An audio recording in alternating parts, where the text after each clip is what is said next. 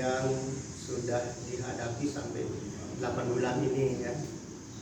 Kemudian terkait dengan itu ada umpan balik ya, nanti kepala sekolah 3 orang teman guru ya dengan 5 anak itu akan mengisi lembar umpan balik di samping lembar umpan balik diri dari CM itu sendiri ya. Nah itu yang akan kita lakukan pada hari ini. Kemudian kita akan refleksi nanti terkait dengan modul 3.3 ya, mengenai aksi nyatanya ya, aksi nyata yang dibuat dalam modul 3.3 itu.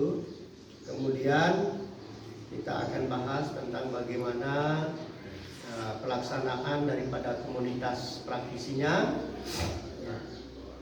Selain komunitas praktisi juga seperti apa keterlaksanaan dari 4 kompetensi guru itu ya, 4 kompetensi guru penggerak ya, 4 kompetensi guru. Kemudian nanti kita akan lanjutkan dengan terkait dengan aset ya, atau sumber daya, terkait dengan aset dan sumber daya. Nah yang terakhir nanti kita akan memahami diskusi tentang bagaimana keberlanjutan program setelah 9 bulan 10 hari ini ya, insya Allah 1 bulan lagi. Nah apa ya rencana-rencana program yang akan dilaksanakan ke depannya. Nah itu ya yang akan kita share ya, yang kita berbagi pada hari ini ya. Jadi dalam kegiatan coaching ini saya mulai Ibu Widi ya. Yang pertama ya, sebagai pertanyaan saya, apa saja proses yang sudah berjalan dengan keadaan 1 bulan terakhir ini? Yang sudah berjalan 1 bulan terakhir ini, yang sudah kita lalui sebagai guru penggerak, kemarin kita habis panen raya. Terus itu yang untuk kegiatannya. Kalau yang di sekolah kebetulan untuk program literasinya sudah berjalan. Oh, literasi ya. Itu program sekolah yang berdampak pada muridnya ya. Capaiannya ya itu Pak. Panen raya kemarin, panen raya. Padannya itu yang untuk program mading. Madingnya ya, literasi ya. Terintegrasi mading itu ya. Nah, bagaimana ya proses pembuatan programnya tadi terintegrasi literasi terintegrasi mading ya. Ini terkait dengan aksi nyata modul 3.3 ya. Nah, sekarang bagaimana proses pembuatannya ya? Apakah pembuatannya itu dalam bentuk artikel atau video atau foto seperti apa? Kayak model madingnya itu kayak portofolio sih Pak, yang ya kayak kita ada poin-poinnya kan di portofolio, misalnya yang istilahnya intinya anak itu mau membaca. Di sana saya isi kemarin tentang ilmu dunianya. Kenapa bisa awan kemarin? Kenapa awan berwarna putih? Jadi ada ilmunya. Ada ilmu. Iya, ada. Kenapa awan bisa berwarna putih? Dijelaskan di situ. Terus ada pantunnya, ada istilahnya kan potensi anak untuk membuat tulisan di situ. Itu jadi dieksplor, dikaryakan dalam bentuk. Ya, bisa diceritakan proses pelaksanaan pembuatannya sampai pelaksanaannya secara lebih rinci. Kebetulan pada saat pertama kemarin kan saya yang duluan Pak. Jadi memperkasai itu dari saya duluan. Jadi saya ngambil semua materinya itu dari saya, bahan-bahannya, substansinya juga dari saya. Nah setelahnya itu barulah 2 atau 3 minggu berikutnya saya suruh anak yang memang semuanya. Oh, anak terus selanjutnya ya. Terus keterkaitannya yang disebut tadi literasi terintegrasi madingnya seperti apa? Maksudnya apa? Ya kan literasi, kemudian ada mading. Dalam bentuk mading. Nah, bagaimana dia modelnya itu? Kalau kemarin masih kita pakai kertas manila saja. Kertas manila itu tempat apa? Tempat menempel karyanya. Ya, jadi kayak pojok literasi lah saya buat pojok literasi. Jadi sederhana, masih sederhana ya. Dia boleh menulis pakai tulis tangan, ya itu. Terus apa misalnya pantun silakan pakai tulis tangan kalau memang belum mampu untuk bisa mengcopy atau apa tulis tangan. biar lebih orisinal gitu. Terus cerpennya juga tulis tangan, sepatu tulis tangan, terus tentang materi apa itu ilmu-ilmu dunia apa itu tulis tangan semua. Dan anak yang mengerjakan. Oh iya. Terus madingnya di mana posisinya? Kebetulan saya masih di sini di kelas, tetapi sekarang kemarin tempat kita koordinasi sama bos, kebetulan ada guru bahasa Indonesia juga saya sempat kolaborasi koordinasi sama beliau. Jadi kita minta memang ada satu di situ kayak papan yang punya kaca itu kita minta, tetapi masih dibersihkan, masih belum digunakan. Tapi dalam waktu dekat memang kita akan pakai itu untuk madingnya. Jadi untuk semua kalau yang itu Pak. Oh gitu. Jadi anak-anak silakan dia punya karya anak, jadi kita tempel di sana. Jadi dan saya sempat bilang sama beliau juga, taruhkan saya, masukkan saya sebagai tim publishnya di sini. Ya saya yang. Dan itu semoga nanti bisa dipublikasi di koran lah model itu kan ya, supaya apa kegiatan-kegiatan pembelajaran seperti bisa menggema kan? Karena banyak teman itu suka membaca dan berlangganan koran kan. Nah melalui itulah seperti apa madingnya ya, istilah mading kan memang sudah lama kita dengar ya, tetapi integrasinya dengan literasi itu seperti apa. Nah setelah anak baca, apa kelanjutan dari prosesnya itu? Saya berharap mereka mempunyai pandangan berbeda tentang dunia. Terus mereka juga minat pingin tahunya itu. Oh ya, minat ingin tahu. Itu.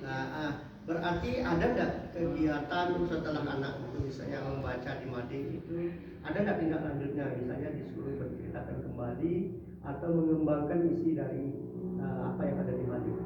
Kemarin saya ngomong sama wanitanya, kebetulan guru bahasa Indonesia kemarin dipanggil sama MPTK kemarin kan, berarti yang di Kota Aktor, dan sempat membahas itu. Jadi kebetulan saya program literasi, beliau juga mau mengembangkan itu, jadi ini rencana begitu Pak. Jadi anak-anak itu baca berapa buku katanya, lalu nanti akan menceritakan kembali apa sih intisarinya, apa yang didapat. Nah, jadi saya udah buat list-listnya apa sih sebenarnya kita mau. Kalau saya kemarin kata kuncinya aja, otomatis anak-anak itu akan tahu apa sih, kalau memang betul-betul mereka membaca pasti tahu apa sebenarnya intinya atau apa kata kuncinya di dalam bacaan.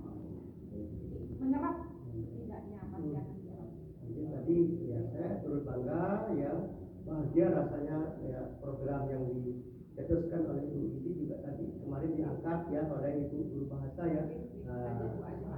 Saat diajak dipanggil oleh MPTK membahas tentang kegiatan-kegiatan yang berpihak pada murid yang program. Nah terkait dengan itu bagaimana sih perasaannya Ibu Iti ya ketika menyusun program kemudian programnya dapat dilaksanakan?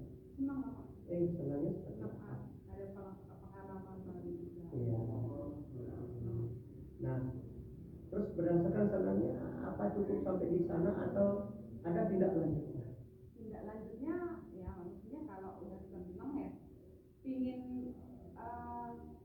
yang lebih bagus lagi. Lebih bagus lagi. Kalau ada kekurangan ya maksudnya kan tidak sempurna lah kita buat, tapi ada yang kurang kok ya. Jadi sistem belajar dan juga koordinasi sama teman lebih sulit.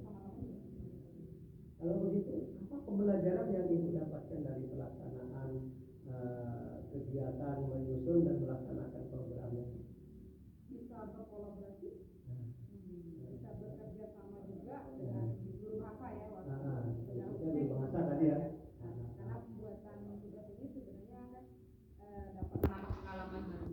Saya sendiri, karena saya kebetulan di sini bukan guru bahasa Indonesia, tapi guru fisika.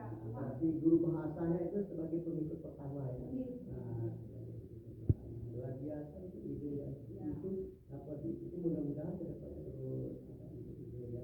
Jangan sampai setelah 9 bulan cara memarahi anak, tapi tidak dengan kekerasan, tetapi anak akan menyesal dengan adanya masalahnya sendiri dan dia mencari solusinya tanpa ada paksaan, tekanan dari orang lain, timbul dari dalam dirinya.